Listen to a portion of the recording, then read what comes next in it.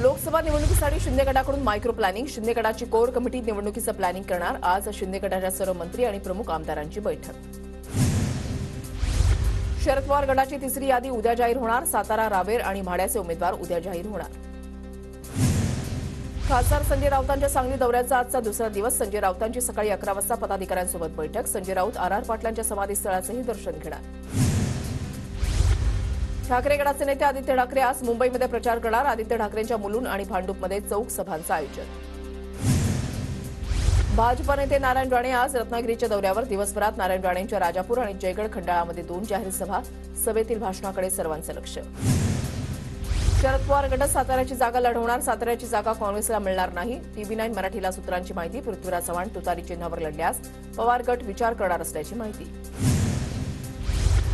मतांचा टक्का वाढवण्याचं लक्ष. आयोगाला मुंबई, ठाणे, पुणे, नागपूरबाबत चिंता. जाहिरात फलकांवर मतदानासाठी प्रोत्साहित करणारे संदेश. समाज माध्यमांवरून जनजागृतीवर भर देण्याच्या सूचना.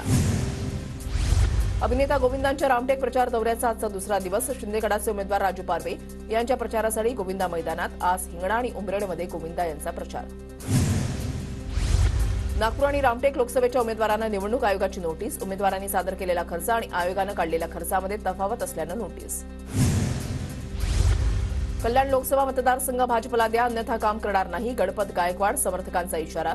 तर यासंबंधी चंद्रशेखर बावनकुळे यांना मागणीचं निवेदन देणार. मी स्वतः प्रकाश आंबेडकरांना सांगितलं की आम्ही अजूनही तुमच्याकडे दोस्तीचा हात पुढे करायला तयार. आम्ही वंचितला 2 जागा देण्यासही तयार. नाना पटोले यांचं भंडाऱ्यामध्ये वक्तव्य. कल्याण लोकसभा मतदारसंघाची गणपत गायकवाड समर्थकांची मागणी. तर युतीमध्ये घोळ घालणाऱ्यांनी गणपत गायकवाड यांना जामीन होईल या भ्रमामध्ये राहू नका. शिवसेनेच्या गोपाळ लाडगेंचं वक्तव्य. तर युती बिघडू नये यासाठी भाजपच्या वरिष्ठ नेत्यांनी लक्ष घालण्याची मागणी. शरद पवार पुणे जिल्ह्यामध्ये दुष्काळ पाहणी दौरा करणार. पुरंदर आणि बारामती तालुक्यात पवारांचा पाहणी दौरा. 8 एप्रिलला शरद पवार शेतकऱ्यांच्या बांधावर.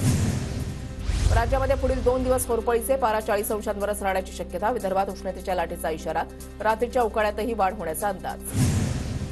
विदर्भात आज तापमान वाढण्याचा हवामान खात्याचा अंदाज. तर उद्यापासून 2 दिवस गारपिटीचा इशारा. आरोग्याची काळजी घेण्याचं हवामान विभागाचं आवाहन. राज्यातील काही भागामध्ये उन्हाचा तडाखा. तर काही भागात पावसाची शक्यता. पालघर, ठाण्यामध्ये उद्या परवा हलक्या सरी कोसळण्याचा अंदाज.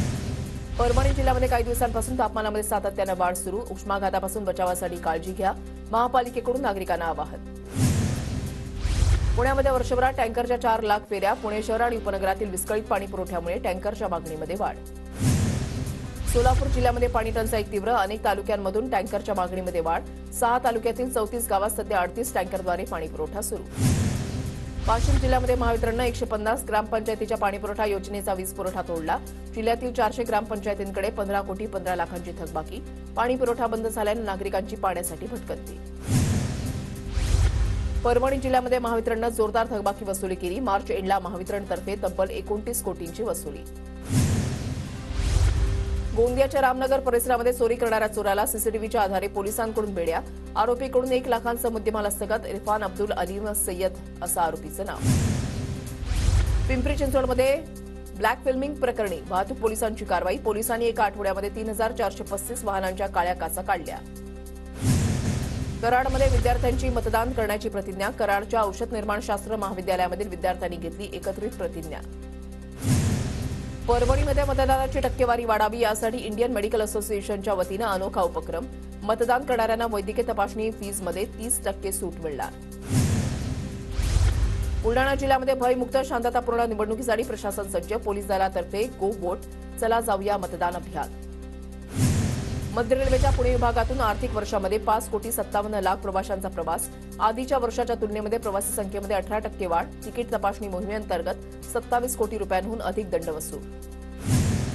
पुणे शहरामधील खासगी रुग्णालयामध्ये नूतनीकरणाचं काम सुरू. आतापर्यंत 410 रुग्णालयांपैकी 268 दवाखान्यांचं नूतनीकरण.